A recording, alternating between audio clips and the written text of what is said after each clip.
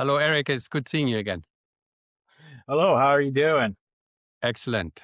Very good. And I'm excited to do our little video so we can help more horses, more viewers.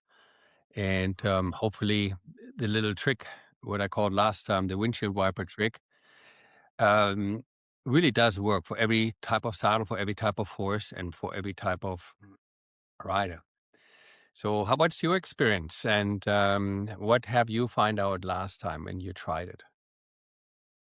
Yeah, so when I gave it a try. I'm going to share my screen here with you. So this is the build that I took. This is my wonderful Schleese saddle here that we got for our horse. Uh, as you can see, no saddle pad on, right? Hmm. That's the key that you said start with no saddle pad. That's right. As you can see, it has a very wide, what we call it, go. You can see straight on down there, lots of space. Hmm. So is this the correct way of doing it? I'm taking my pen and I'm using like a windshield wiper to see if there is space between that and the top of those withers. Yes, yes. Does Good that look video. about right? Yeah. So let me, Right? yeah, look at that. Wonderful. Good job. So let me give you a That's what. little bit more. Mhm. Can you put that video on pause? Yeah. Because that angle is good to explain something. Okay. You can see the vertical panel and the horizontal panel corner. That would be this corner right here. So this is the Yeah. vertical panel, horizontal panel, and the vertical So panel. right That's up in here. right. Exactly. Yeah. So that's the corner. Now, every saddle has flocking or rubber and it slowly gets narrow. It doesn't go like a 2x4, right? Like a Mhm. corner. Okay. So if my fingers would be the withers, okay, you can see like in your video, that Yeah. corner doesn't really touch. Yeah.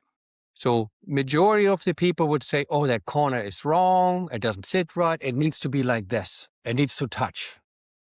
So one of the biggest misconception in saddle fitting is that people, exactly where you're holding the hand, want to put contact with the saddle on the horse when the saddle, just like this, is resting loose. Because the second you put a girth on, the second you put a pad in between, the second you put a rider on, the saddle will slide down. Kind of like when you sit on the sofa. You're not just hovering it. When you sit on the sofa, it will compress into the cushions, your weight. So the cushioning is the horse's muscles. And the compression of the saddle with the rider's weight should be on the muscle, but is very, very thick. And it starts 1 pen length. Now, I love what you did, but I want you to check with the full length of the pen with your thumb touching the withers. You see how high your hand is over the withers? Hmm. Okay. And rather than having this sharp corner here, horses don't like it. It feels like something that bites me, and you can scratch the leather. So flip it over where it's tapering down. You will never poke the horse, Hmm. and you will never use ink on your saddle. This is perfect because it goes nicely in between. Again, because the panel slightly, the vertical panel, Hmm. slightly bent away from it. So if you have a corner, you get stuck quick. Hmm. If the pen tapers down to a point, okay, you are getting deeper in. So I'm going to demonstrate on my little horse back here. So here is the wither muscle. This is the shoulder blade. And this area here, what I shaded red, this I shaded red, this is cartilage, that's along meridian point.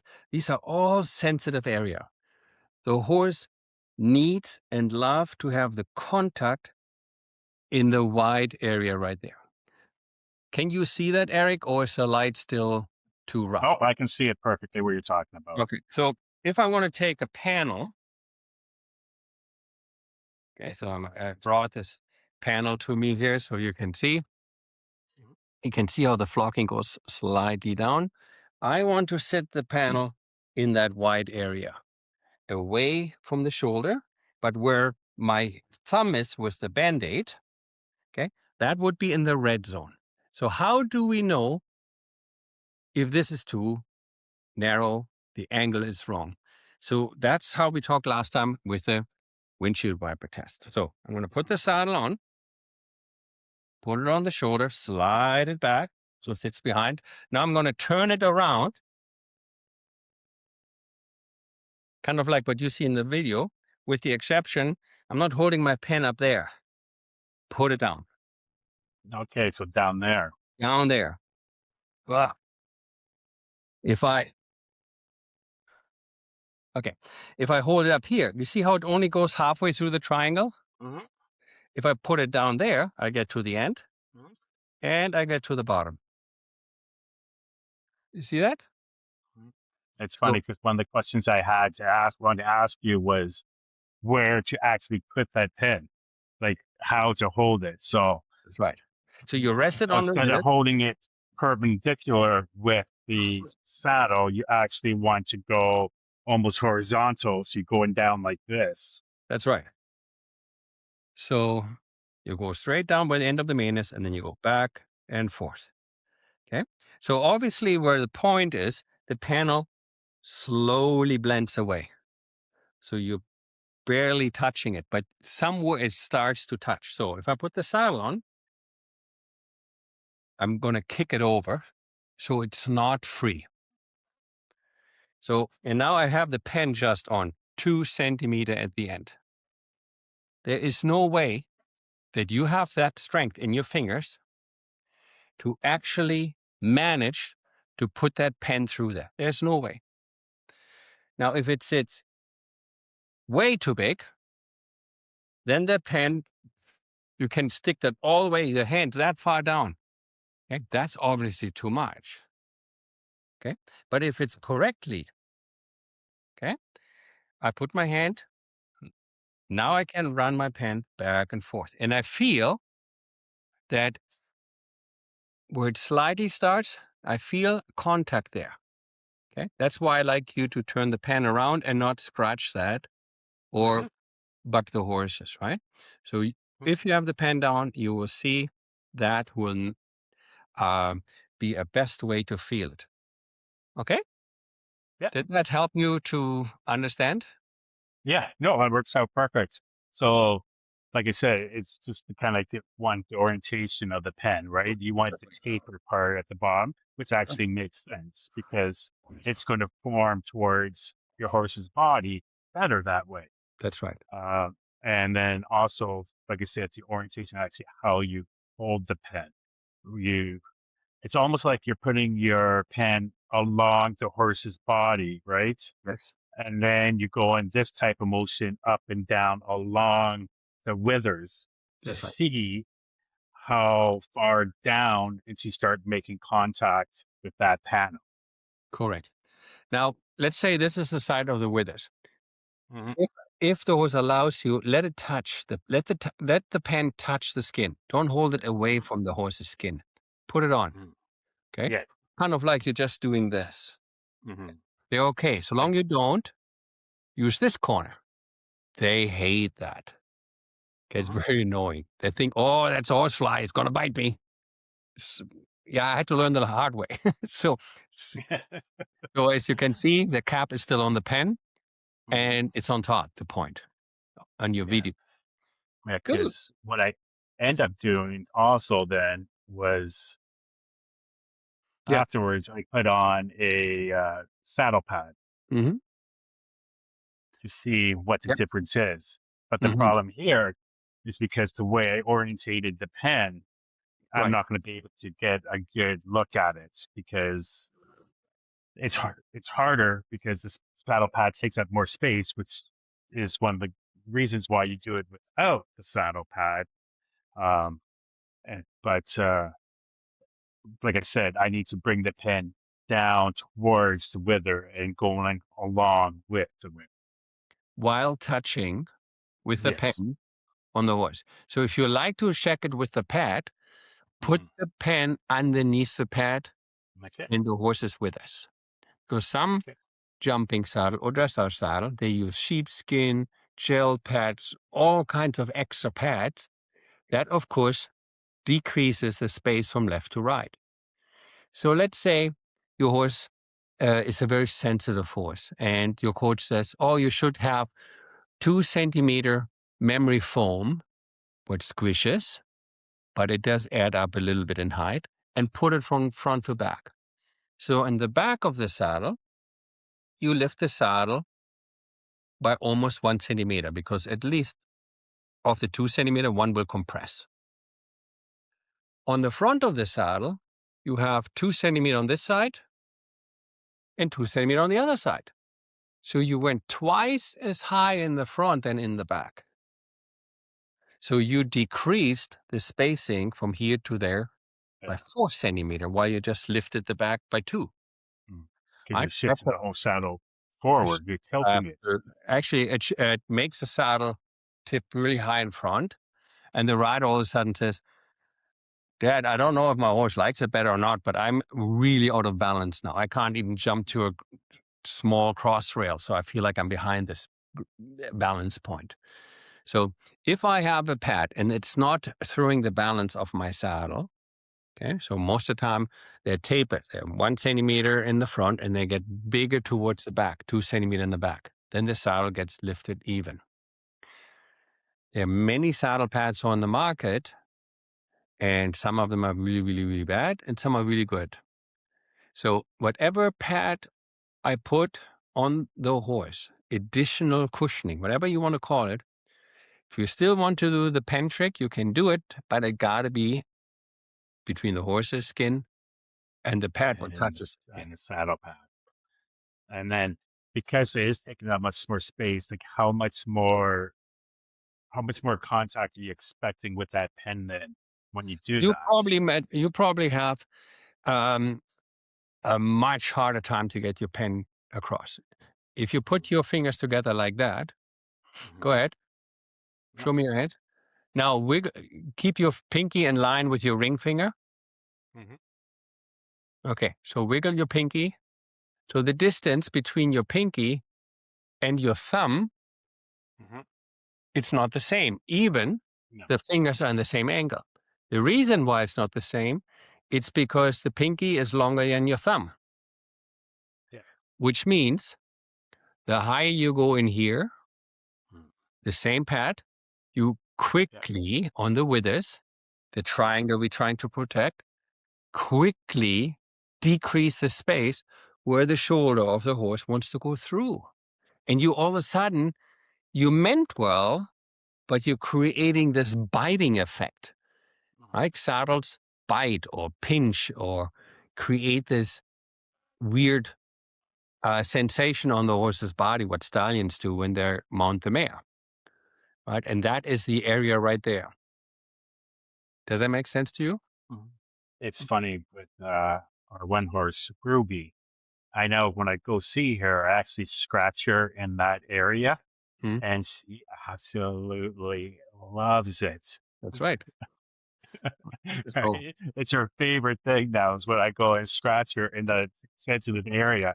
She absolutely loves it. I don't know if that's correct thing to do or not, but she does love it. Yeah, I also have some pictures I wanted to share with you on the slideshow. And I thought just to bring across to our viewers how important that triangle is. Okay, so when stallions fight for the herd or the stallion mounts the mare, they bite there. It's around the withers, either in front, on top, or behind where the saddle fits. Okay, so when we have that action going on, this nerve here, okay, so can you see my mouse? Okay, this is the cranial nerve 11. It runs here. And then cervical nerves go up to the wither. So when you scratch those nerves, okay, you don't need a lot. The horse, they want to groom your back. So besides biting there, they also groom each other there. It's a very sensitive area. The problem is if you start using your nails or you're forcing your fingers around it, they drop the rib cage. And see this rib cage? Sorry, these yellows looks like a spider. Mm-hmm. This is a huge branch of nerves which sits between the rib cage and the shoulder and upper arm joint. So when the horse drops the neck, then the horse is in pain, right? So the horse normally has the rib cage high enough, but when you put a rider on top, kind of like you put in a pillow on a laundry line, what does a laundry line do? Hangs And then through, right? drops. Yeah. Right? So, but if you pinch that withers, they're trying to get away. So now do you see this line here, Erik? And you see the dip in front of the withers? So that Yes. is when the horse is written where these nerves pinch. Before we recorded, I was telling you a little bit about my ankle, how I baby my ankle. I hurt my ligament, right? So I'm really kind of a grumpy grandpa right now because I can't play with my grandchildren. But that's just a little bit, and the same with horses. When this triangle is not free, that pain, that nerve pain, you see all these arrows down the leg, boom, Mhm. boom, all of a sudden you have intermittent lameness. The first majority of the horses, they just don't want to go forward. So I hit him, I whip him, and then they do all kinds of weird stuff. And then you have horses who are absolutely in love with the rider and do everything for you. They go internal. When they go internal, they kind of somehow manage it. And what happens then? The horse body deforms. Back to my foot. If I'm not going to get a physio on my foot and don't look after this, I'm going to compensate my walk. Then my knee goes, my hip goes, my back goes. It's just a chain reaction. So a horse will do the same thing because they are masters of hiding pain and they will do whatever you can to not show it. So they compensate. And unfortunately, when they do that, often we have a chain reaction of where the spinal processes touch because the horse goes a little hollow. He's still going. He still clears the fence. But all of a sudden, my veterinarian says, you know, there is something going on with his posture or with his spine. And again, I love what you just said. I scratched the area, was a little bit, and now instantly he want to get back to you. I Mhm. got another example. My It's wife, fun. yeah, It's funny, like when you're explaining that part about like the brachial plexus that comes off the shoulder there and comes in the and goes way down the leg. Um, Being a paramedic, I know a little bit of anatomy, and it started making me thinking about our own brachial plexus, right? So we have a brachial plexus too. That also comes off in our high neck and up into our beginning of our thoracics that all go down into our arm. So when you're saying this, all I'm imagining is the days that I'm really tight up in here, or right? some pinches you. And it's pins and it goes like can go down your arm. And now I'm just imagining that's probably similar to what a horse is feeling when you get that neck, that tightness, that up here in your trap and into your brachial plexus, it goes down, right? Um, that's kind of what the horse must be feeling, and that cannot be comfortable. Yeah. And unfortunately, it is a chain reaction because the horse will compensate somehow. Mhm, And now the back is hollow, which means it goes down. And now if my hand is the back of the horse, see how this is bridging here? mhm, There's no contact. So when the back goes down, that's when they go into what we call um, a hollow back. The horse will still go, okay, a little bit hard off the leg. And then the coach says, "Oh, you know what? You need a new horse because you're going to jump now 2 foot 3." But he jumps 2 foot 2. Oh, that's too high for him. 2 foot 3, you need a better horse. Come on, we're talking about 1 inch here, right? So if a horse is refusing, limited, especially on a jumping horse, because you have saddles where the pressure is in your stirrup leathers. So when you do a 2 point, you're standing on, okay, let me show you what I'm talking about. Sometimes saddles get built where this metal plate goes forward. Yet there is not a single army saddle or Western saddle. They do that. They make the metal or the tree always go backwards. I show you. So backwards away from that area. That's right. Right? To see how it rolls away.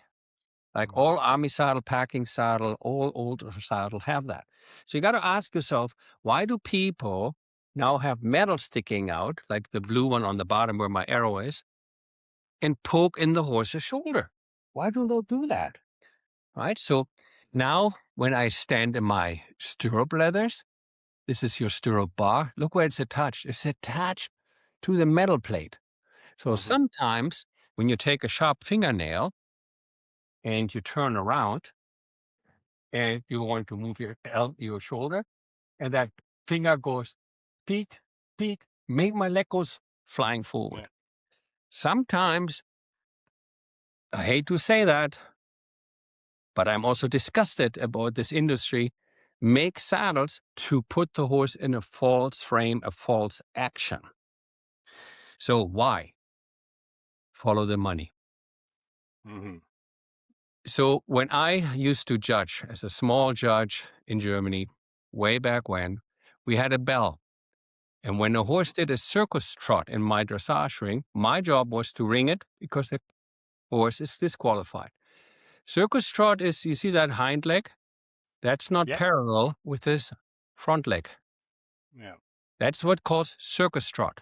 Like the circus horse here, what is on this podium and bent down. This is so hard on the horse because you're now having severe pinching that brachial plexus. Sometimes I make the saddle too long to hurt the horse, especially in the kidney. And I sit back here. The horse drops his back, has a U shape, kissing spine. Then his head comes up and his leg goes up. Millions of dollars in this industry. But when you want to really keep your costs down and you love your horse and you want to fit the saddles from the horse's point of view, why don't we do it like that's always been done? Avoid the area where the horse goes hollow. Just for our viewers, hollow means, like we saw in these pictures, when the back hangs through. Look, Erik, look how low the fetlock is to the ground. That causes massive stress to the tendon. And when the front leg's gone, you need a new horse. So since thousands and thousands of years, trainers train by keeping the horse round. Hind leg underneath. This is why when you look at this, hind leg is parallel with this. That's an optical visual. He's parallel. So if his back is up, hind leg come underneath. This is also not level, but at least you can see the fetlock is not bent as much. So if I'm looking at a Western horse, a jumping horse, a dressage horse, when they do the sliding stop in Western, canter pirouette in English, or just before he canters, he needs to get his hind leg underneath the sternum in order to push off the leg to get over the rail, right? So if I have, let's say I have a severe back pain, and I have to run a little bit through the forest, and there's a little wood, like a little tree, tiny little tree, and I want to jump over that while I run. Yeah. I'm going to stop and lift my foot over then. I'm going to refuse. I'm not going to jump. And if you chase me with your whip, maybe I'm going to jump. Maybe I'm going to trip. Maybe I'm going to fall. But man, is that going to hurt when I'm going to go over there. So if I have no back pain and my back goes up and nothing pinches me where the windshield wiper trip comes, guess what? The horse will automatically get the hind leg under. So we need to understand that not only performance, but massive respiratory problems as well as colic and ulcer problems. See, when we have stress, we say it, we get tested, we have maybe too much cortisol in our blood, we get pills, we get taken care of. How do horses get stress? Well, sometimes they're just afraid. Sometimes they don't understand. Sometimes there's a noise I haven't heard before. So in the nature there are what? They're fight or flight. So now if I'm with my best buddy who grooms me, loves me, kisses me, feeds me, and all of a sudden I get a saddle what pinches me or pushes on this spot. Okay, many veterinarians do acupuncture, and just like us, when they do acupuncture, they can use certain points, and they call it the respiratory points or the lung meridian point. So I heard a lot of salespeople that tell me all kinds of story. So this vet, who was a chiropractor and an acupuncturist, said to me, "Why don't you go ahead and push as hard as you can right here, push as hard as you can below the triangle." I pushed so hard, Erik, the whole horse stepped sideways, but he didn't bit. He didn't bite me. He didn't ear go back. He was just annoyed that I pushed him there. It's kind of like you pushing your finger on my bicep or my tummy and just push me away. Yeah. So when you hit this spot with the same pressure you would squish a grape, that's not much. The heart monitor jumped up. I said, I couldn't believe it because the vet had the heart monitor on. So when I pushed him hard here, the heartbeat the pulse was the same. I went to this spot. That's at the height. Okay. See where the D-ring is? Go 1 inch down of the D-ring and go 2 inches forward. That's where that spot is. So when I did it a couple of times and I couldn't believe it. So he said, if you want a horse with less ulcer, less colic, because a horse that doesn't fight or flight goes internal. Yeah? Then you are dealing with. When I heard this, I thought, what a bunch of hocus pocus. But who am I to question medical findings and question medical field? I am a rider. I love training horses. I love teaching, and I love making saddles and fitting saddles. So why would I not listen to people who went to medical school and went to, I don't know how much training and know way more than anatomy than me? So just because I'm doing this all my life. So just because I'm riding all my life doesn't mean I know how to fly a plane. So when it comes to that, people get it. But if people say, oh, he's an Olympian, oh, he's been around there forever, he knows about Saddlefit.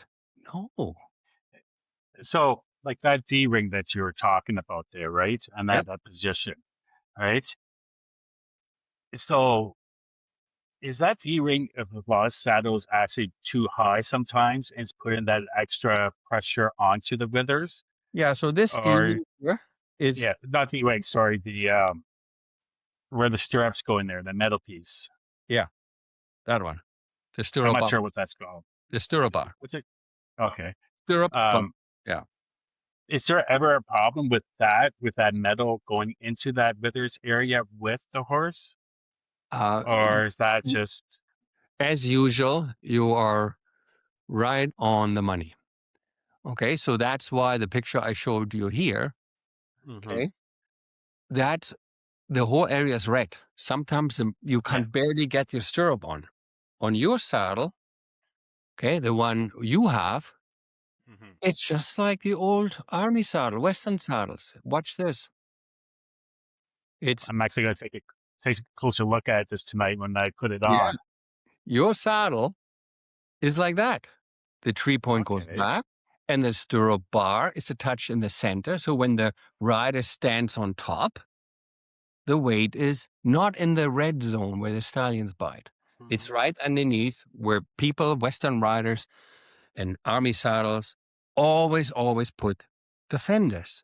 They don't put it on the front where so much sensitivity is. And because this is on a hinge, it will never dig into the withers like most of them are. So you hit the nail on the head. Good observation. It's all starting to make sense because, like you were saying, like the area below, right? If you put pressure on that, the horse is going to move, right? So where just the rider's knee and legs sit, right below that area. So when they want the horse to move, they apply that pressure, right? But if it's sitting too high, that's when they start getting into that danger zone. Does that sound about right? Like, am I making Yeah, connections here yes, no, or because not? when I want to move a horse, use it for my seat. You know how I Hmm. push the horse through my seat, through the movement. I follow the movement of the horse, and I use certain leg placings or certain Hmm. commands to. I always say, I don't make a horse go. I ask for it, and if the horse understood me, okay, then he will respond. My biggest pet peeve is that too many people don't fit saddles for a moving horse. Watch this. Hmm. You can see, let me just turn the volume off because it's annoying. You can see how these muscles right Hmm. there contract and how the shoulder blade slides down. So here, a rider sits on top of the horse's back. And just like when you lift weights, your muscle now works a little harder than if you just move your hairbrush to your head. So my point is, a saddle needs always to stay away from the triangle. And this is so good, Erik, that you haunt on this windshield wiper, because this is where 90% of the saddles fail. It's so sad. Hmm. So sad. It's funny. I never obviously, so I haven't ridden, so I've never been in that position. But it's amazing to see actually how much movement there is with that shoulder and that muscle coming actually quite further back. Yeah. So I can see what you're talking about there. Yeah. I'd like to show you this video here. I found that on the internet. An Italian company places this camera here underneath the saddle, and they have 6 pedals. Okay. So this is just for videotaping. Is they show how Uh, much the panel has to go with the horse while the horses move. Goes pretty fast, but let's have a look.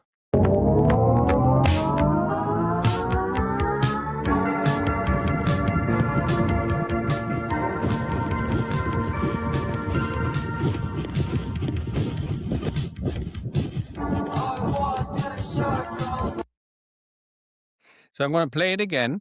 You see the horse okay, walking on the bottom, and you see the panels doing this. okay. Okay. And then she trots, panels doing this. And then the canter, left lead or right lead. She goes left lead. You see the left lead going a little bit bigger than the right lead. Now, if this is your standard saddle, okay, and it sits on here and it doesn't move, Mhm. you cannot move. So if you have a standard saddle and you did the windshield wiper and you have the room where my fingers is, like yours, all that movement is there.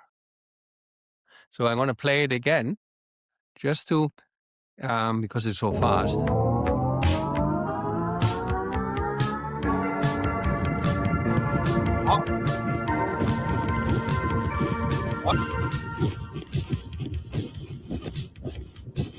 And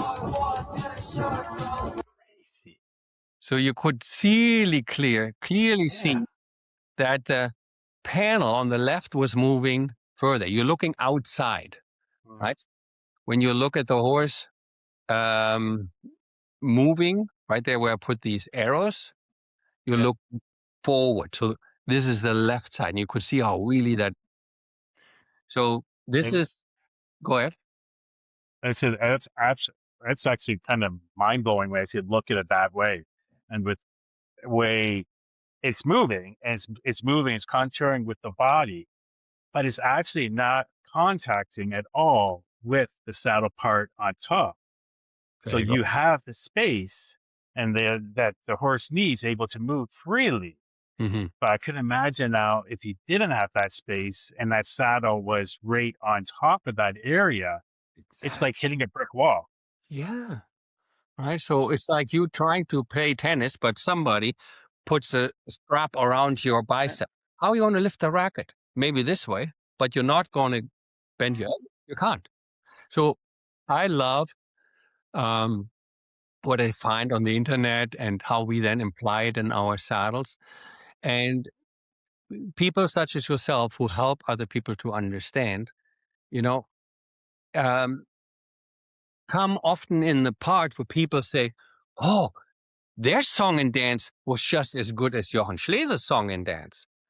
For me, I cannot live without data. Imagine you would do your job just based on opinion as a paramedic. Mhm. It's impossible. You Yeah. need to rely on data. And we all have seen Fitbits for people, the Apple Watch. This exists for so long in the riding industry for the endurance riders, for the racing industry, the trotters. They have diagnostic tools where they can measure, hey, how much did he really jump? Hey, how much did he really did his stride? So when we have two saddle fitters, that one person says, no, the pen cannot fit through it. And we say, yes, yes, yes, it needs to move through it. Guess what data will show you? A clear picture. All right. So same thing when your patient needs oxygen and you say, nope, I believe he doesn't need oxygen. You know Yeah. it because it's so logical. So, and this is why I am so thrilled that we just got the International Veterinarian Chiropractor Association here in North America to really stand for what we're trying to do. Not only the Ontario Veterinarian Medical Association or the German veterinarians, they say, hey, there's a saddle company who actually builds the saddle and fits saddle for moving horses.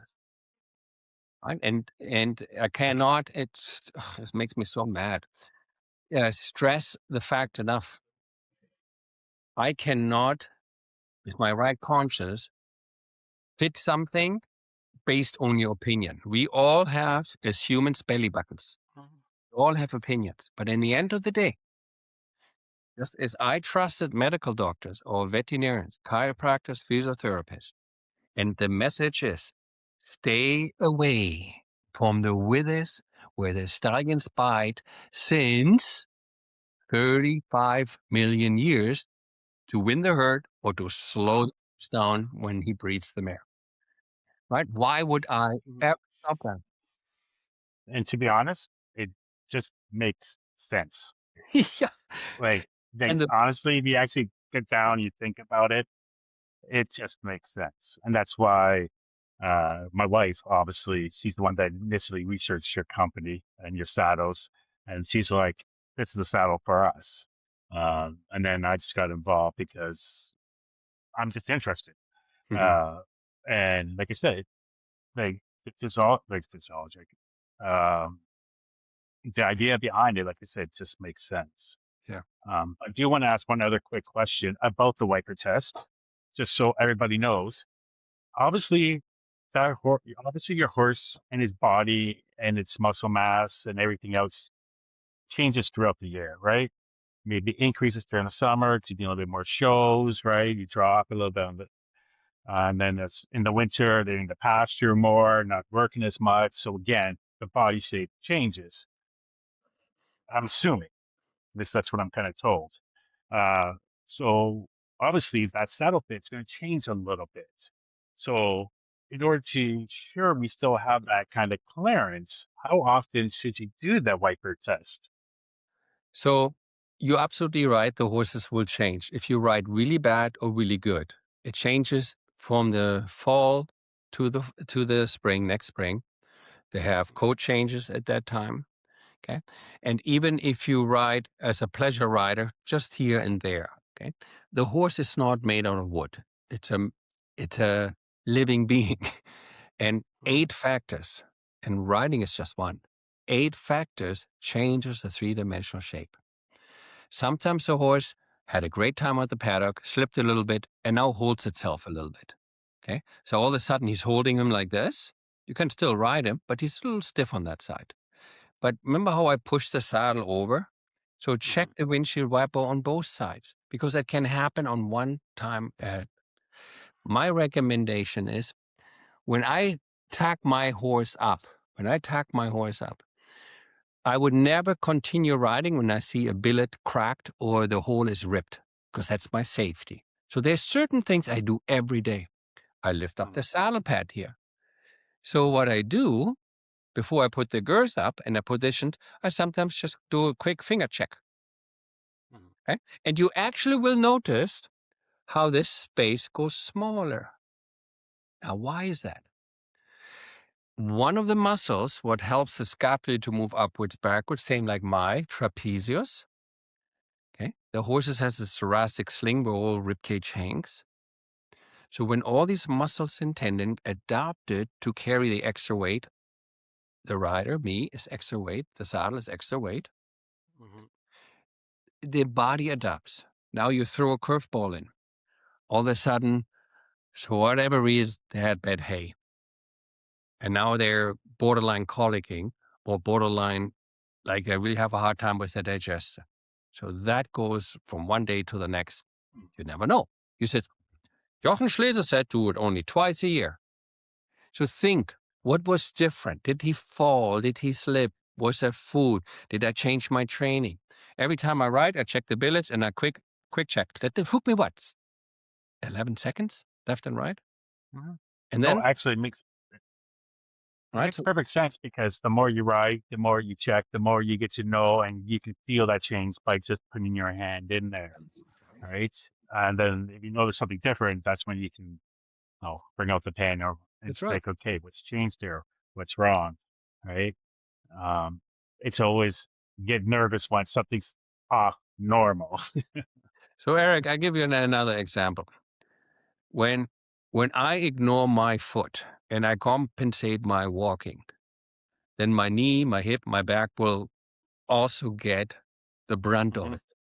So longer I ignore it, so more damage I do. So if I say, oh, you know what, it's tight, it's getting tighter, I will wait until the fall.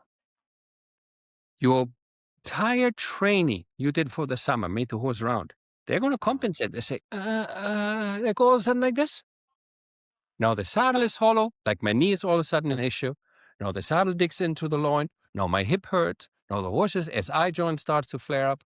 So that question was brilliant. Really, really good. How often do I check it? Daily with your hands. If you really want to know, I don't know, I feel a little tight. Then you do the windshield wiper test. If you're still good, you're still good. So let's say it is a little bit tight, right? Mm-hmm. Um, with your saddle, let's just talk specifically about your saddles here. Mm-hmm. And it can say your horse is changing shape.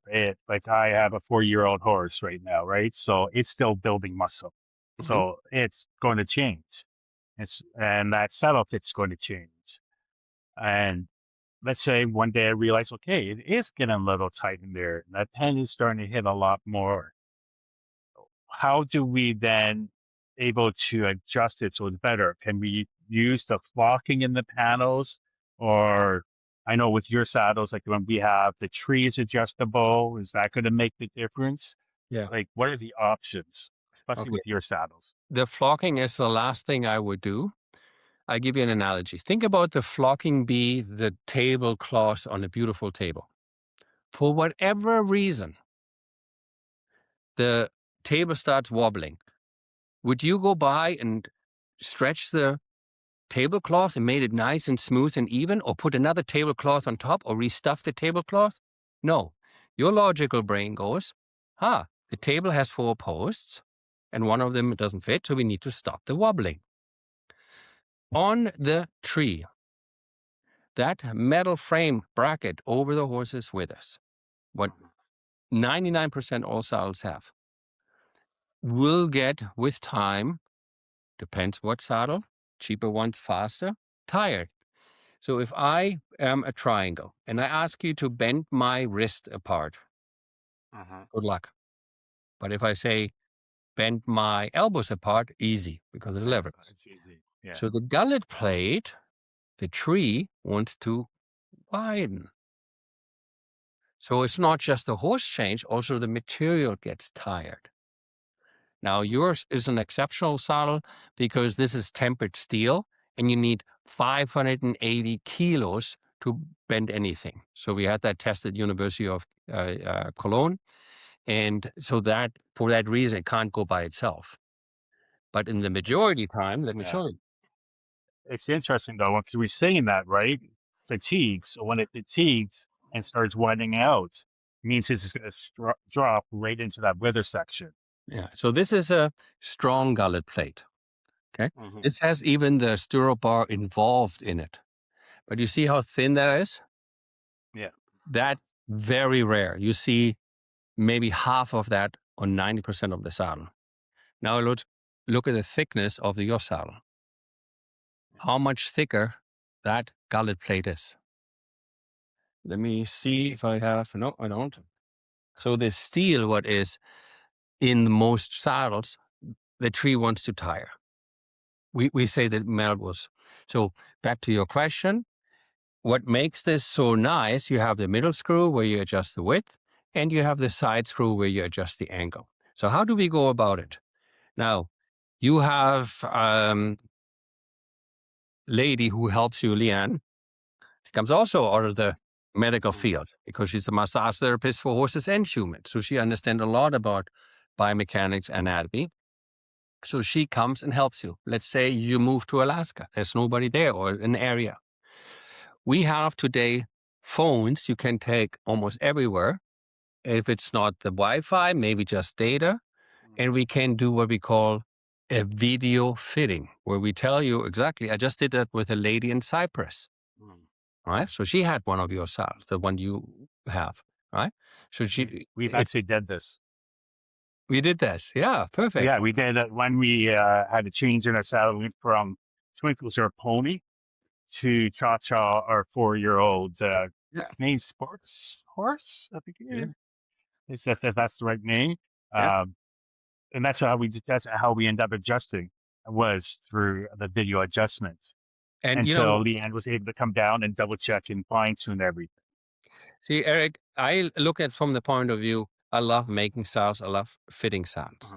But because we have so many factors what can change the fit of the saddle to the horse, accident, nature, age, nutrition, you name it, that it becomes almost impossible to have a sustainable business unless the customer learns how to do these adjustments. Because it doesn't take a rocket science. If you learn the pen trick, then the next time, every time Leanne or somebody from our team walks you through it and he says, this is actually pretty logical. You say, I'm going to lease another horse for my daughter. I'm going to try it on myself. You might have 1 or 3 more sessions with Leanne, but then we finally have a product where I, as a parent, can keep my costs down, because coming down is expensive for us and for you. The time to spend with you, right, needs to be paid. And with all the rising costs we have today, especially gasoline or diesel, we needed to come up with a product the customer will save in the long term. And that's what the saddle is. You have the BCF jumping saddle, and it has the cool stirrup bar what doesn't put any pressure on it. And you have the ability not only to change it when the triangle gets tight, you can also change it on the horse. So many people say to me, well, there's a lot of loss of income. But think about it. How many times can a customer afford a saddle fitter? Now we have $2. How many times is it, oh my God, my biggest show is coming up and this triangle's too narrow. Now I need 911 emergency saddle fitting. They charge you double because now they have to come on Sunday, whatever. So that's ridiculous. So what I do, I put a pad in it, make it worse. I ride through it, make it worse. So all the money I spent on the training and on the horse show, what a nightmare. So I put myself into this position. Last time we talked dad to dad, and I don't want to pay this nonstop. So that's why we make these VCSS saddles, virtual custom fitting. So we can do it online, and eventually you're going to do a couple of times, maybe once or twice when you run into something you haven't seen, call us. But that's way cheaper than have somebody come out. Which for me, I love the idea. So I appreciate that. But I need to step away soon in a couple minutes here. So I got to take my youngest to her riding lesson. But before we leave, I was wondering, can you just go step by step quickly through the windsor wiper test there, just so we have a good full from the beginning to the end there type recording, just so I can show my viewers, because they're obviously very interested in it. Okay. So here we have a horse. Okay. Go to the end of the mane and go 10 centimeter down to the beginning of the withers. So this triangle is a very sensitive horse. If you take your pen 2 centimeter at the end, don't grab it here. Okay, 2 centimeters at the end.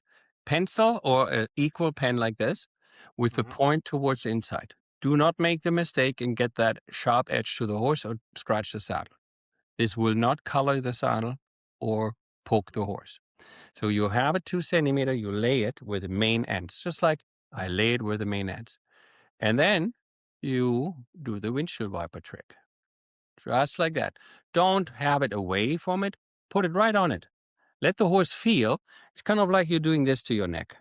Okay? That doesn't hurt. That doesn't hurt. Let the horse feel there is something going on the horse.